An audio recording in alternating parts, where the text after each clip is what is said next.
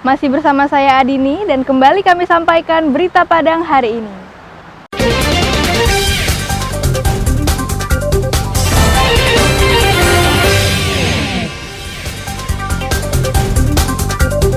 Satu bulan kabur ke Jakarta, pencuri emas dan uang di Padang diringkus tim Klewang Satreskrim Polresta Padang. Puluhan pemuda Pantai Padang latihan penyelamatan korban di pantai. Menekan angka stunting, seorang polisi memberikan makanan gratis kepada puluhan anak-anak di Kelurahan Banduaran, pinggiran Kota Padang.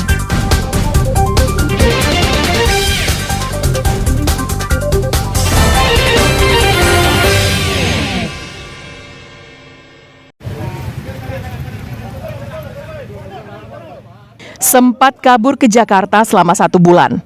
Jumat malam pekan lalu, Kani, seorang buruh harian lepas yang mencuri emas dan uang milik ibu rumah tangga di Padang Pariaman, diringkus tim Klewang Satreskrim Polresta Padang di daerah Lubuk Begalung.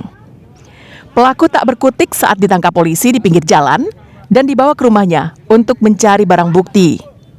Di rumah pelaku, polisi menyita sebuah telepon genggam dan sebuah mobil yang dibeli dari hasil penjualan barang curiannya. Penangkapan pelaku atas laporan korban, seorang ibu rumah tangga di Padang Pariaman. Modusnya, korban diminta untuk membantu menambah modal usaha minyak milik pelaku. Lalu setelah bertemu di pinggir jalan di Padang Pariaman, pelaku meminta korban untuk membeli minum dan saat korban pergi, pelaku langsung membawa kabur tas yang berada di dalam mobil korban. Tas itu berisikan emas seberat 175 gram dan uang tunai 11 juta rupiah. Pelaku sempat kabur ke kota Jakarta selama 1 bulan. Namun, baru 2 hari kembali ke Padang, pelaku diringkus polisi.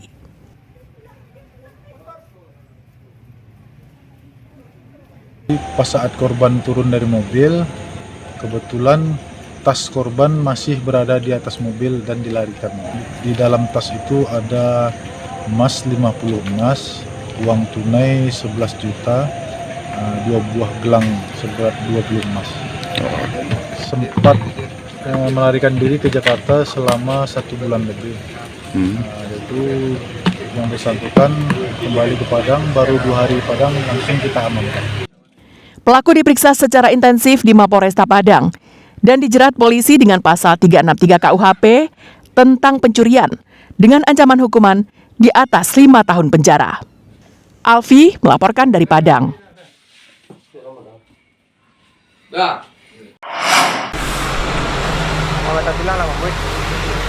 Untuk saat sekarang, para pengunjung Pantai Padang akan semakin nyaman karena para pengunjung akan diawasi oleh orang-orang yang terlatih terkait keselamatan.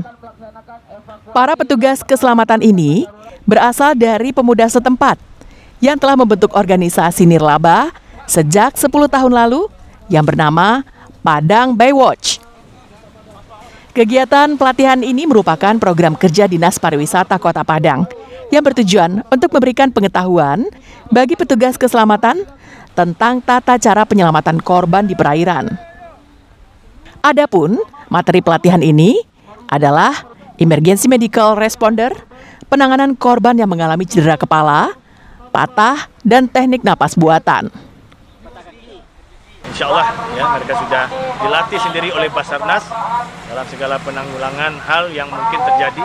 Mudah-mudahan mereka siap dengan ilmu yang telah dibekalkan. Kita sudah menyiapkan diri untuk sebagai kota wisata yang aman, ya, yang nyaman, yang membuat seluruh wisatawan tidak rasa ada was-was, ya, khawatir kalau ada terjadi apa-apa dengan mereka. Kita menyiapkan segala hal yang kita siapkan. Untuk memberikan hasil yang maksimal, Dinas Pariwisata Kota Padang menggandeng Badan Nasional Pencarian dan Pertolongan sebagai instruktur. Peserta sendiri sangat antusias dengan pelatihan ini karena mereka diberi informasi tentang tata cara penyelamatan korban di perairan, sehingga operasi penyelamatan berlangsung dengan taktis, efektif, dan efisien. Pelatihan hasil dari pelatihan ini kami sebenarnya telah pernah melakukan pelatihan seperti ini, tapi alangkah bagusnya kami mengulang-ulang lagi. Jadi untuk mengulang-ulang yang telah kami pelajari, dan itu masih banyak lagi yang kami tidak ketahui di dalam pelatihan kemarin. Jadi untuk pengembangan kami di lapangan nanti.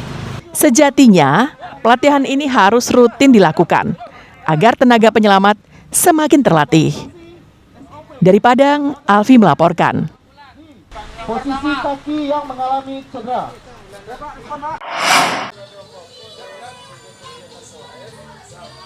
Banyak cara yang dilakukan orang untuk menekan angka stunting.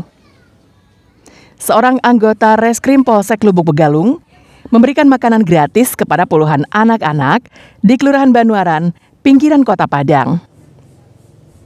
Makanan itu bersumber dari gaji bulanan yang disisihkannya sebagai upaya untuk mencegah dan menekan angka stunting di Kota Padang.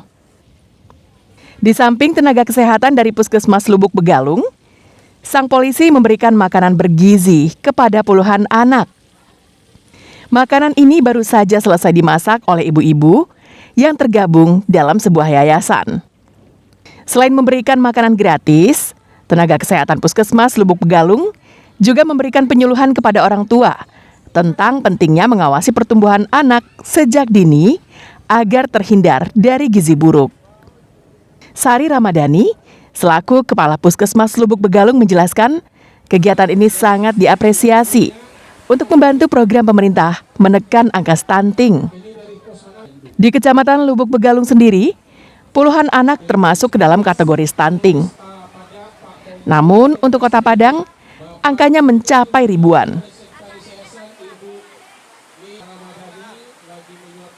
Sangat apresiasi ya Pak ya, jadi seorang polisi gitu ya, aparat negara, dan sangat peduli terhadap program kesehatan. Yang pertama pada saat COVID ya, sudah membantu kita bekerja sama, bergerilya untuk COVID, dan yang ini pada saat ini adalah stunting, salah satu program prioritas nasional. Nah, untuk di Kecamatan Lubek kita punya stunting 96 orang. Jadi masuk yang paling rendah se-Kota Padang. Bagi polisi, kegiatan sosial yang dilakukannya merupakan kegiatan rutin setiap minggu. Bergaul dekat. Jadi saya duduk di sana, kebetulan kita kenal dengan dokter di Kepala Puskesmas Lubek itu.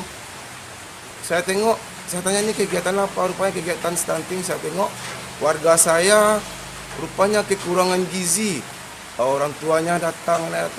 Dari sanalah saya berniat saya dengan mengadakan kegiatan stunting ini. Kapolsek Lubuk Begalung, Kompol Mus Henry, mengapresiasi kegiatan anggotanya itu. Jadi tanggapan kami dari pihak kepolisian, kami sangat antusias karena di era-era seperti inilah yang diharapkan sesuai dengan perintah dari Bapak Presiden bahwa kita itu hadir untuk membantu masyarakat. Program peduli stunting yang dilakukan Aibda Dian patut menjadi contoh bagi polisi lainnya di Kota Padang, bahkan di Sumatera Barat. Alfi melaporkan dari Padang.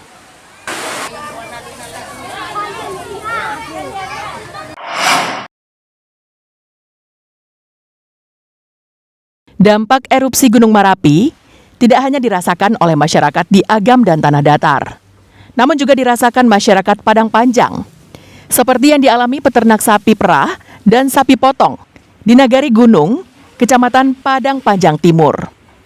Meski berjarak 10 km dari Gunung Merapi, peternak terpaksa harus mencuci rumput untuk pakan ternak mereka. Akibat terpapar semburan abu vulkanik, rumput makan ternak tidak bisa langsung diberikan kepada ternak, melainkan harus dicuci terlebih dahulu. Menurut salah seorang petani, kondisi ini sudah terjadi selama 1,5 bulan, sejak erupsi pertama terjadi pada 3 Desember tahun lalu. Setiap pagi dan sore hari, rumput harus dicuci bersih agar ternak yang memakan rumput tersebut tidak sakit. Harusnya dicuci, tidak dimakannya ternak loh. Kayak sapi loh.